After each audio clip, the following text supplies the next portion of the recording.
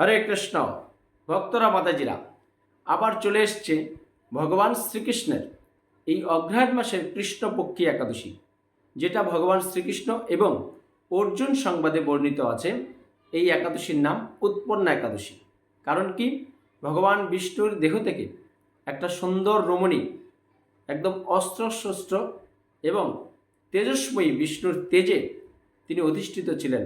তার শরীর থেকে একটা সুন্দরী কন্যা উৎপাদন হয়েছে বলে এই একাদশীর নাম উৎপন্না একাদশী। তাই একাদশীটা কবে করবেন, এটা নিয়ে একটা দ্বন্দ্ব আছে। হ্যাঁ, কোথাও 15 তারিখ, কোথাও 16 তারিখ। তাই আমাদের কৃষ্ণকথা সুজিতনাথ চ্যানেলে বা আপনার সুজিত প্রভুর চ্যানেলে, সব চ্যানেলেই একাদশীর কোথাও 15 তারিখ, কোথাও 16 তারিখ আমাদের সময়সূচিটা দেওয়া আছে। আপনারা সেখান থেকে দেখতে পারেন। এটা কি হয়েছে যে বেঞ্জলি মহাদ্বাদশী সংযুক্ত একাদশী, যে একাদশী তিথিতে সূর্যোদয় স্পর্শ করে, এবং দ্বাদশীতে আপনার একাদশী তিথি থাকে, এবং ত্রয়োদশীতেও স্পর্শ করে একাদশী তিথি, সেটা বেঞ্জলি মহাদ্বাদশী সংযুক্ত একাদশী হয়। তাই ভারত, বাংলাদেশ, চীন, জাপান, নেপাল, ভুটান এইসব স্থানে আপনার 15 তারিখ অবশ্যই শনিবার, 15 তারিখ শনিবার আনন্দ সহকারে ভগবান শ্রীকৃষ্ণের প্রীতিবিধানের জন্য এই উৎপন্না একাদশী পালন করবেন। আর কিছু কিছু জায়গায় আপনার রবিবার একাদশী হবে, সেটা আমাদের চ্যানেলে বড় ভিডিও দেওয়া আছে, আপনারা সেখান থেকে জেনে নিন।